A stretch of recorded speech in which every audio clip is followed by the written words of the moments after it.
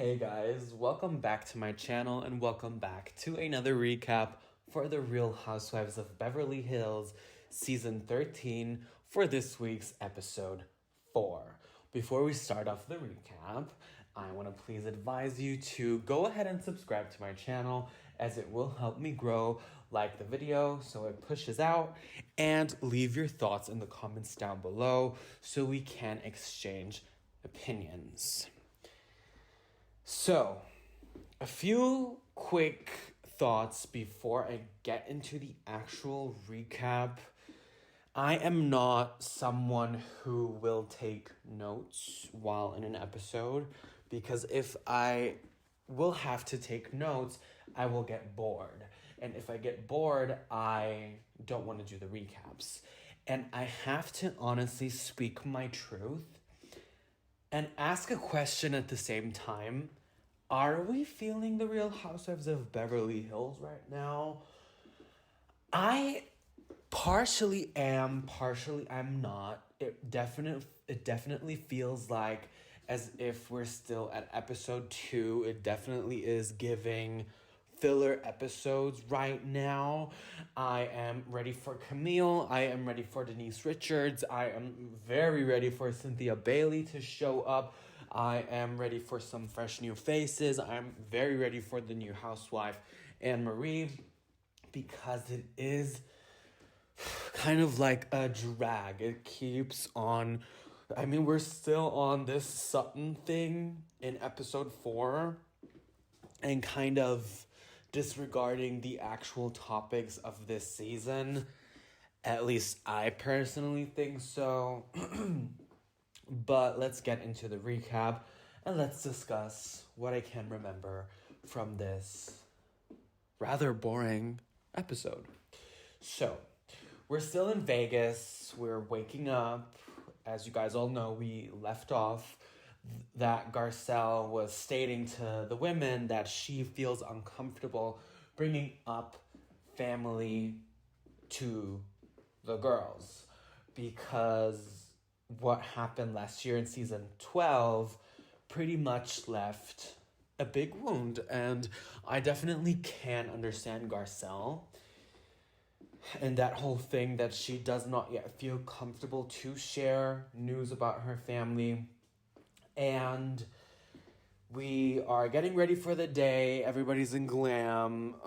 Not really much happens. Dorit and Kyle talk to their husbands about how the both of them went out to dinner, discussed their marriages. Those scenes were really dry. And as much as I love Dorit, as much as I like Kyle, I feel like Dorit puts on the good pants every morning and kind of acts out a little bit. She's very much engaged in her confessionals, but something is just not right in the pudding between her and PK. I don't know what it is, but every time these two communicate, it's definitely giving besties and not husband and wife, if you ask me. Not throwing any shade, just stating my opinion and part of very public opinion. So you can obviously tell things are still tense between Kyle and Mauricio. And as the day goes by, Sutton and Garcelle talk about what happened last night. We're trying to understand why things went down with Sutton. And I have to honestly say, I love Sutton still.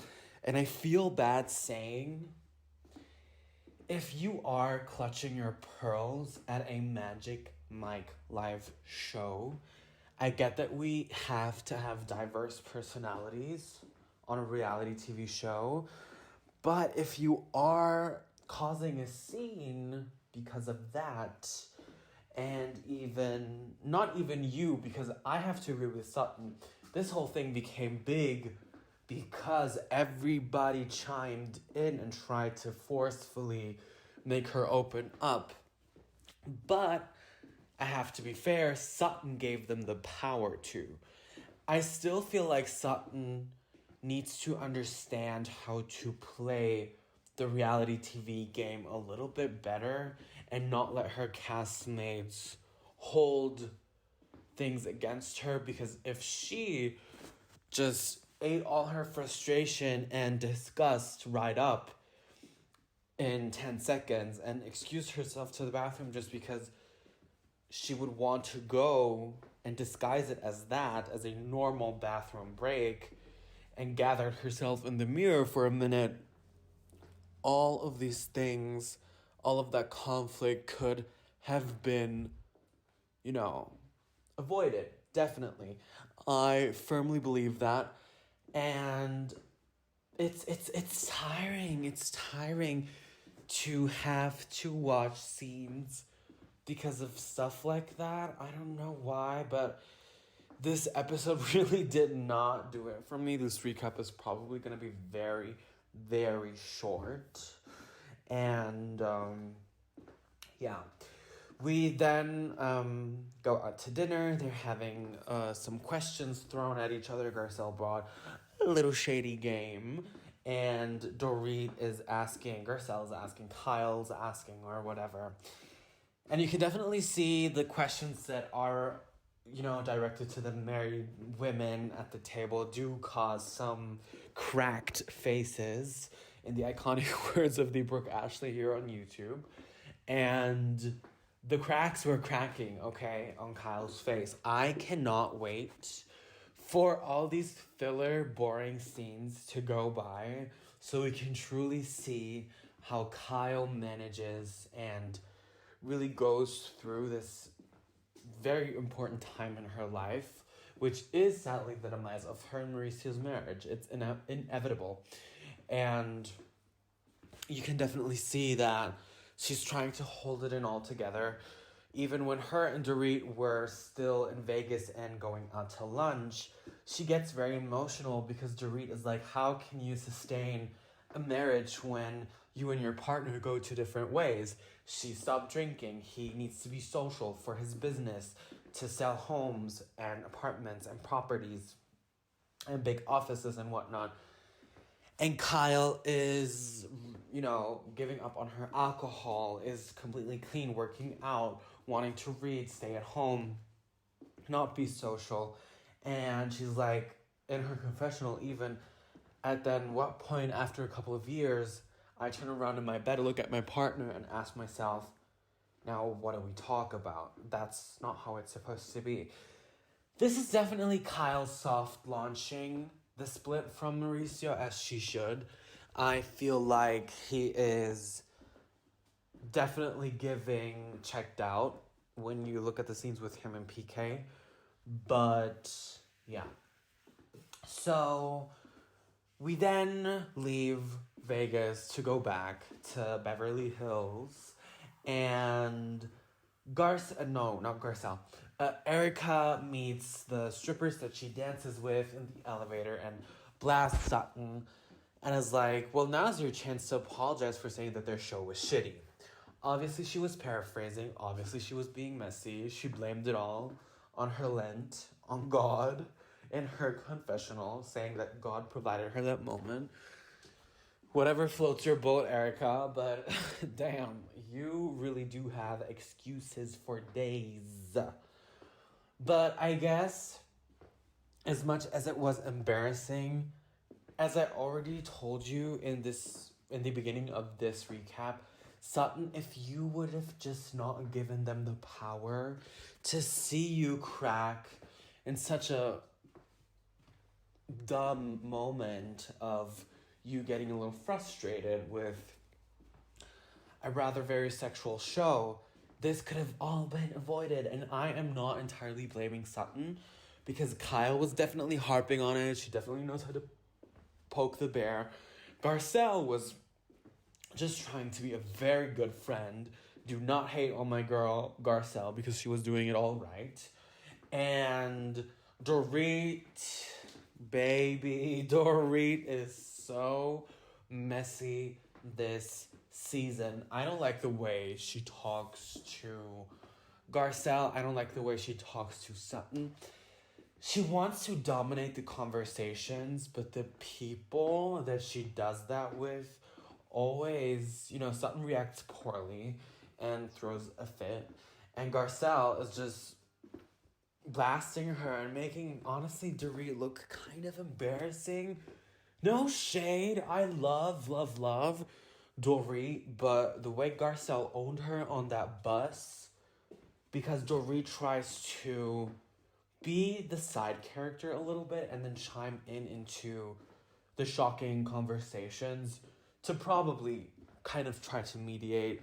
She's definitely being the type that could be considered the Cynthia Bailey of the franchise, the mediator, but way messier and way more calculated and not in a very organic way. I'm sorry, I'm blasting my faves, but I need to be honest. I can't pretend because you'll definitely hear through my video. So that's that on that. Sutton's like, you embarrassed me, Erica, and on their way to the jet, Sutton, Dorit get into it. Dorit tries to dominate the conversation, fails. Erica is definitely more composed. And Sutton's like, well, you're cornering me, and I definitely felt a little bad for her in that moment, to be quite honest, because it did feel like a pile-up, and Kyle definitely also has had the bigger mouth in that scene, but oh well.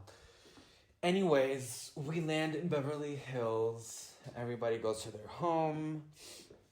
Garcelle and Erica actually meet up for a little lunch. They discuss Vegas. They discuss how they've come to a point where they can have a sit-down conversation. And she says that Erica can definitely do the same with Sutton. And Garcelle questions if she needs to, let Sutton fight her battles on her own quite a bit. So, and I definitely agree, partially because Sutton needs to kind of dominate on her own in a way that she can take back her power when something frustrates her or something, is not up to her liking, to not clutch the pearls so heavily. And what I liked about this scene, you can definitely feel the natural chemistry, the flow between Garcelle and Erica. That is what I would love to see moving forward and going forward, actually. And I really do hope that they keep up on their relationship, keep on, building onto it and into it, because the two of them definitely make a good scene. The smiles and, the genuinity of the scene was what sold it for me. And Erica looked great. And also, I think actually Garcelle's outfits this episode were great as well. Sometimes she has a few fits where I'm like, really? Are you really sure? But I really liked her outfits this episode. She looked really nice. But anyways, we then have the final scene of the episode, which is Kyle and Sutton having that explosive lunch at Sutton's home. The energy starts off great, weirdly. And I guess production, and I don't know if you guys noticed, are hinting at Sutton having potentially, allegedly, I'm not disclosing any facts, do not come for me, potentially having one drink too many. So Kyle comes over, they want to talk about Vegas. Sutton's like, you need to kind of give me more grace. You need to have my back more a little as my friend. And I get that. Kyle can be very flip-floppy, but something was going on that night. I don't know if it was a drink too many, if she had a little too much fun, or if her housekeeper poured a double shot. But something was there where she felt as if she needs to now be a little obnoxious or release all the frustration she had with Kyle in that dinner and really hand it to her, because Kyle was fired up. She was like, you lose your shit at ridiculous instances and Sutton's like, name him. Kyle tries to speak. Name him. Kyle tries to speak again. Name him, name him, name him, name him. She was playing herself dumb to see how far Kyle will go in that scene. Probably because she felt like, well, damn, word, you did it to me on the Vegas trip for Crystal's birthday. Now I'm going to do it to you and not leave you the space to, you know, collect your thoughts and say something and put words in your mouth just like you did to me in Vegas. So I'm definitely looking at this from the lens of Sutton wanted to hand it to her back. That definitely makes sense to me.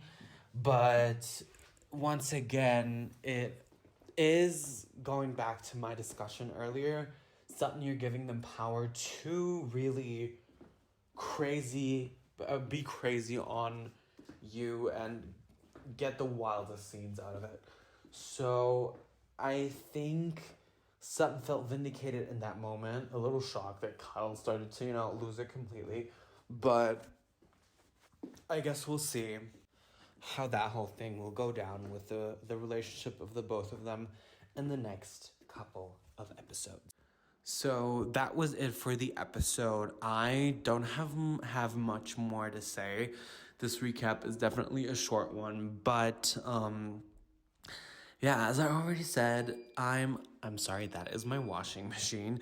As I already mentioned, I do not have the biggest excitement about the Real Housewives of Beverly Hills right now. I really hope it does go a little uphill for me in the next few episodes. So yeah, let me know what you guys thought about this episode in the comments down below. I definitely want to get into some exchange with you guys. Once again, please like and subscribe. It would mean a lot in the world to me. But thanks so much for the support, and I'll definitely see you guys in my next video. Thanks so much for watching. Bye-bye.